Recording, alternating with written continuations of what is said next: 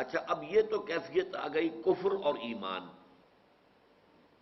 اب ایک درمیانی کیفیت ہے، جیسے میں نے بتایا نا کہ جہاں آخرت میں قیامت کے دن بھی 3 کیٹیگریز ہو جائیں گی، تو یہاں بھی ایک کیٹیگری ہے. ایک ہے کھلے کافر دنیا کے اندر، صاف کافر، مخالف، مشرک.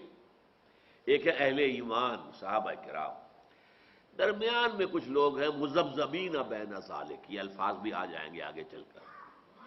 وہ دل تو ان کا چاہتا ہے نیکی کے راستے پر چلے، لیکن جب وہاں کوئی تکلیف آتی ہے تو پیچھے ہٹتے ہیں. پھر ذرا ان کی طبیعت کے اندر جو ہے وہ نیکی کا غلبہ آتا ہے، پھر کچھ آگے بڑھتے ہیں. پھر کوئی امتحان آ گیا، پھر پیچھے ہٹ گئے. تو ان کا یہ آسیلیشن ہوتی ہے، ادھر سے ادھر، ادھر سے ادھر. اور ان میں یہ اصل میں بیان ہے جو غیر شعوری نفاق ہوتا ہے، ان کی کیفیت ہے. یہ ایک نفاق وہ ہے جو میں حقیقت نفاق کی تقاریر کے اندر کھل کر بیان کیا کرتا ہوں کہ ایک شخص جھوٹ موٹ ایمان لائے اور اسے معلوم ہے میں ایمان نہیں لایا ہوں. جیسے کوئی ہندو وہ مسلمانوں کی طرح داڑھی رکھ کر اور وہاں مسلمان بن کر رہے اور جاسوسی کرتا رہے. تو یہ شخص جو ہے یہ جانتا ہے کہ میں ایمان نہیں لایا، میں مسلمان نہیں ہوں، میں بنا ہوا ہوں دھوکہ دینے کے لیے مسلمان. لہذا وہ ہے منافق شعوری طور پر، ارادی طور پر، خود جانتا ہے. تو یہاں پر فرمایا گیا کہ اس لیگل اسلام کے پردے میں جب نفاق ہوتا ہے اور یہ انسان جو ایمان لایا تھا دھوکہ دینے کے لیے نہیں، دل سے ایمان لایا تھا، صحیح سمجھ کے ایمان لایا تھا، لیکن پھر جب تکالیف آئیں، مصیبتیں آئیں، انفاق کا مطالبہ آیا، قتال کا مطالبہ آیا، اب وہ جو ہے ویورنگ ہے، کچھ آگے بڑھے کوئی پیچھے ہٹ گئے، کچھ آگے بڑھے پھر کوئی پیچھے ہٹ گئے. اس کا نقشہ کھینچا گیا ہے اس میں. اس آیت جو آ رہی ہے ان الذین آمنوا ثم کفروا ثم آمنوا ثم کفروا ثم ازدادوا کفرا لم یکن اللہ لیغفر لهم ولا لیہدیہم سبیلا. بے شک وہ لوگ جو ایمان لائے پھر کافر ہو گئے، پھر ایمان لائے پھر کافر ہو گئے، پھر وہ کفر میں بڑھتے چلے گئے. اب یہ دیکھیے بڑا خوبصورت نقشہ ہے. کوئی شخص پانی میں ڈوب رہا ہو تو آپ نے دیکھا ہوگا نیچے گیا پھر ایک دفعہ آیا، پھر ڈبکی گئی پھر ایک دفعہ آیا، پھر گیا تو گیا، پھر نیچے کا نیچے رہ گیا. تو یہ جو ہوتا ہے ایک ایمان تو آیا تھا، انہیں سمجھ میں آیا تھا کہ ہاں بات ٹھیک ہے، یہ جو محمد کہہ رہے ہیں ٹھیک ہے، ہمارا دل بھی گواہی دیتا ہے ٹھیک ہے، ایمان لے آئے. لیکن جب آئی تکلیف، جب آئی مصیبت، جب آیا مطالبہ انفاق فی سبیل اللہ کا، جہاد فی سبیل اللہ کا، قتال فی سبیل اللہ کا، تو اب پیچھے ہٹے. لیکن یہ پیچھے ہٹنا بھی ایک دم نہیں ہوتا.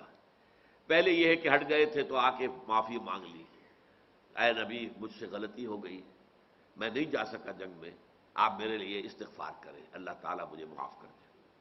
اس وقت تک تو ہم کہیں گے کہ یہ نفاق نہیں ہے، یہ ضعف ایمان ہے، ایمان کی کمزوری کی علامت. اس سے آگے بڑھ کر جھوٹے بہانے بنانے شروع کر دیے.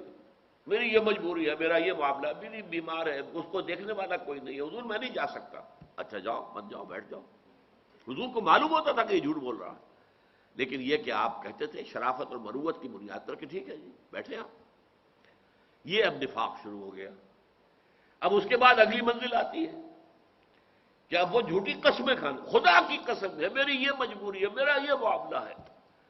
اب یہ نفاق دوسری شکل میں چلا گیا، دوسری سٹیج پر. تیسری سٹیج یہ ہوتی ہے کہ پھر دشمنی ہو جاتی ہے. جو اس وقت کے امیر ہیں، یعنی حضور تھے اس وقت کے امیر مسلمین، امیر جماعت، ان سے دشمنی اور اہل ایمان سے دشمنی. کہ یہ لوگ جو اپنی جانیں ہتھیلی پر رکھے ہر وقت حاضر ہونے کو تیار ہوتے ہیں کہ جہی پکارا کھڑے ہو گئے چل پڑے. انہیں نہ دائیں کی فکر، نہ بائیں کی فکر، نہ اپنے بچوں کی فکر، نہ بچیوں کی فکر، نہ گھر کی محبت، کچھ بھی نہیں.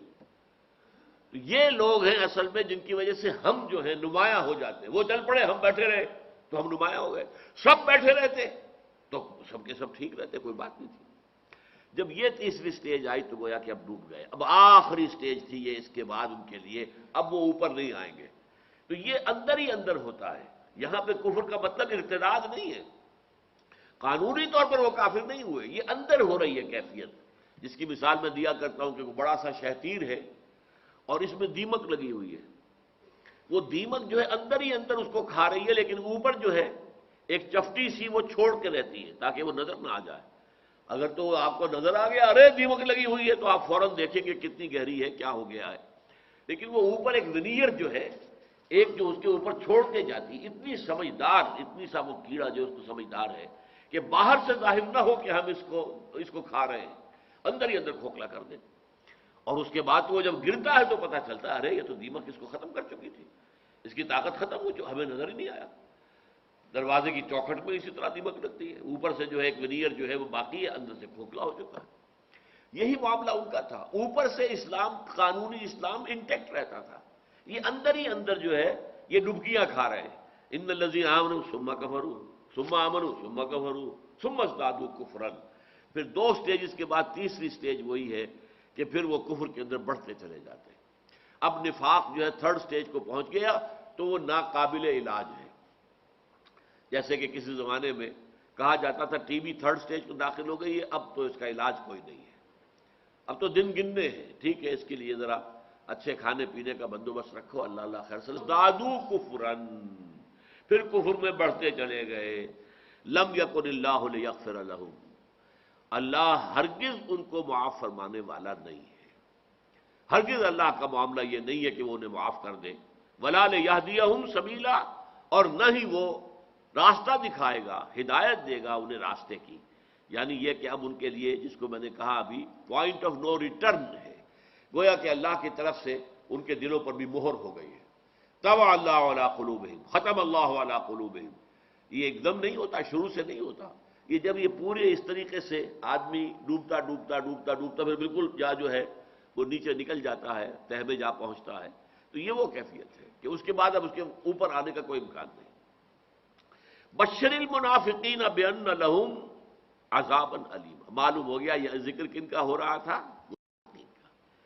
اے نبی بشارت دے دیجیے ان منافقین کو جو اس کیفیت میں مبتلا ہے، ان الذین آمنوا ثم کفروا ثم آمنوا ثم کفروا، جو اس کیفیت میں مبتلا ہے، تو اے نبی بشر المنافقین بان لہم عذابا علیما، تو بشارت دے دیجیے ان منافقین کو کہ ان کے لیے بہت دردناک عذاب ہے۔